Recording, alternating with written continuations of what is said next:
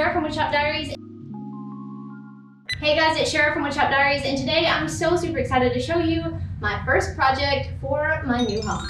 That's right, we are moving, and the people that we sold our current house to wanted us to leave our dining room table because they just really loved it. And I'll be honest, I loved it too, so that's why when I got ready to build myself a new one for our new place, I kept a very similar design. So if you guys are ready to see how it came together, I'm super excited to show you, so let's get started. While I was excited about the idea of moving, I was also just a little bummed that I was going to have to leave my old dining table behind in the deal. So while deciding what to build for my new one, I stuck with a very similar design and just assembled it a little different. I'll link the plans for this build, and I'll also link the previous dining table video below if you'd like to check them out or you want to build your own. Now, the main difference in this table versus the old one was material. So I thought I would switch things up, and this time I have maple. My old one was poplar. I got this wormy maple from the local sawmill. I had them surface 3 sides, so I would have a top and a bottom that was smooth, and then 1 square edge. I bought these boards in random widths from the local mill. They sold me enough pieces I could trim down and glue together to make a top approximately 40 inches wide and 80 inches long. I also purchased some shorter pieces to use for the legs and a couple more long pieces to trim down for the apron, but you'll see all of that later. Now, if you're on a tight budget, don't have access to a local mill, or just prefer to use readily available lumber, you can definitely build this using basic construction lumber from the big box store or your local building supplier as well. I'll detail some options for lumber sizes in the plans linked below. I like to begin my table builds by making the top first, so I'm going to focus on that for now. I ran these boards through my table saw to get clean, square edges on every edge that will be joined. Now, a couple of these boards had some quote-unquote character edges that could have been trimmed off, but I decided to actually just leave these and use them as a design element in the finished project. Once I had my edges prepped, I laid them out on the workbench to decide where I wanted each board to go so that they fit well and the colors blended nicely. It's a time-consuming process, but I found it actually easiest to only deal with 1 glue joint at a time. So I started by gluing just 2 boards together. By the way, don't forget that you can use your body weight as a clamp when needed. Once this had dried, I came back and added another board, then another until I had the entire top glued up as 1 panel. You can use biscuits, dominoes, or dowels on these edges if you prefer, but I just use glue. While I let the glue on the top dry completely with the last board, I moved on to my favorite part of this project, the legs. Once I picked out my pieces for the legs, I ripped them on the table saw to their exact widths and trimmed one end so that it was square and smooth.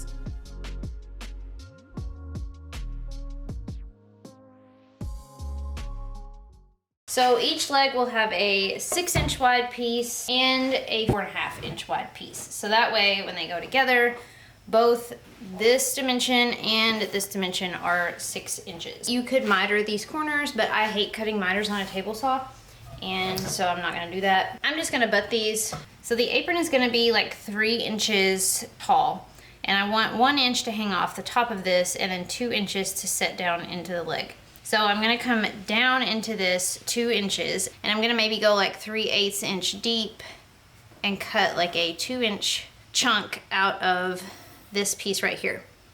Now then I'm going to come over here and cut out the same on this leg. For each leg, I took my 6-inch wide piece and my 4.5-inch wide piece and marked out where to cut for the apron to sit into. I used some scrap wood and clamps to make kind of a jig to run my router along.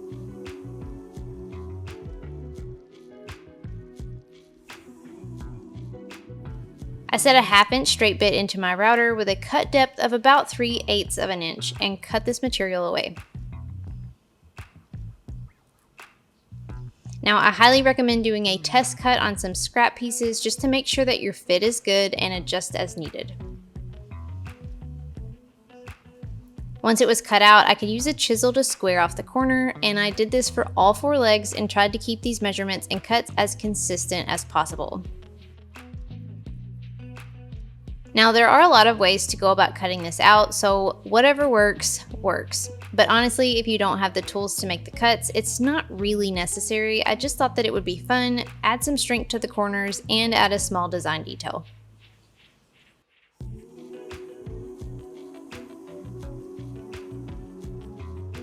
Once these cuts were made, I kept each leg pair together and trimmed them to their final lengths, sanded them well, and began gluing them together.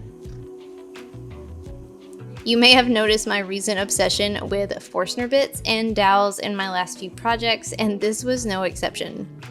Just like with the tabletop, wood glue alone would probably have been fine, but I did add a few dowels here just for the heck of it.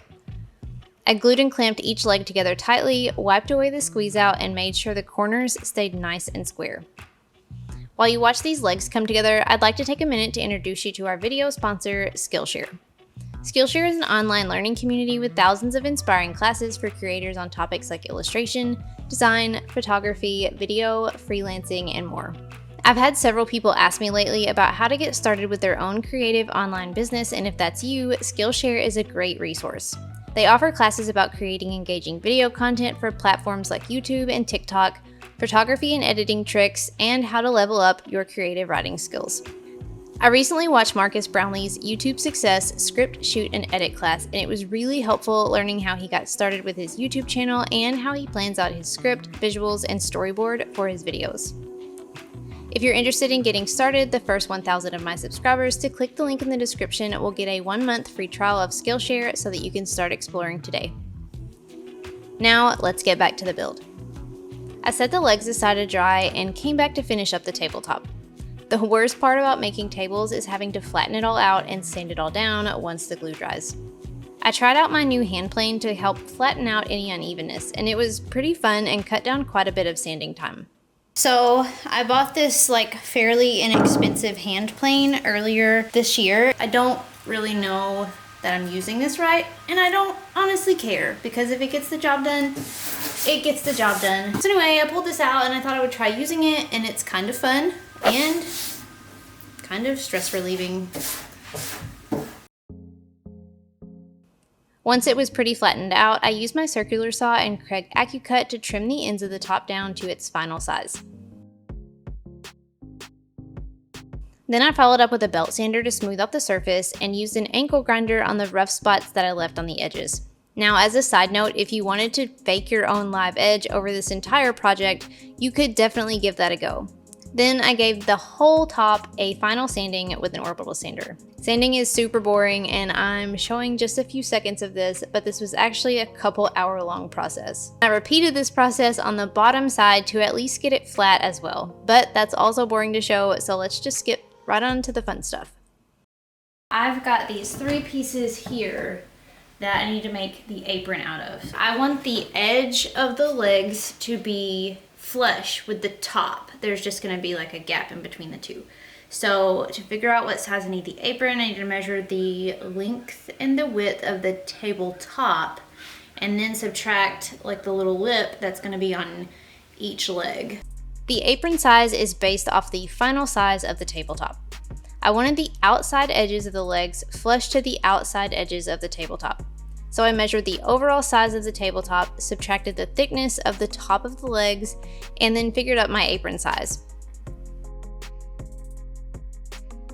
I trimmed what maple wood that I had left down to make this apron and ripped it to 3 inches wide. Then I laid out these pieces on the workbench and double checked my overall size before gluing anything together.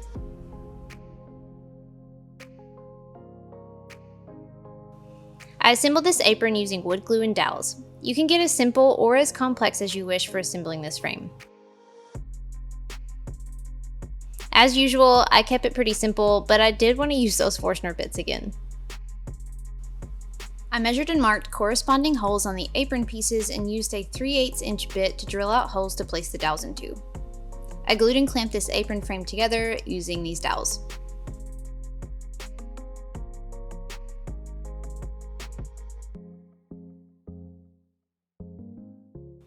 Once the glue on the frame was dry, I sanded down the legs and the apron, then dry fit the pieces together. Please ignore the boxes. We are in the process of packing to move, so things are a little chaotic.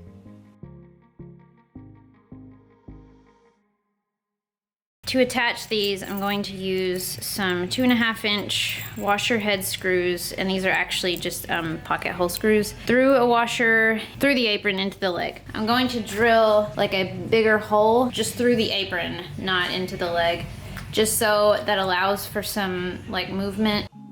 To assemble the apron to the legs, I used a Forstner bit again. I drilled through just the apron, then drove a screw through the washer to pull them together snug. I did this on each side of each corner on each leg. The oversized hole drilled through the apron will allow for some wood movement as the leg pieces expand and contract, so they shouldn't pull apart at the seams. I placed the tabletop onto the base to check the fit and also apply a clear coat poly. I applied 4 coats of clear coat and sanded between each one.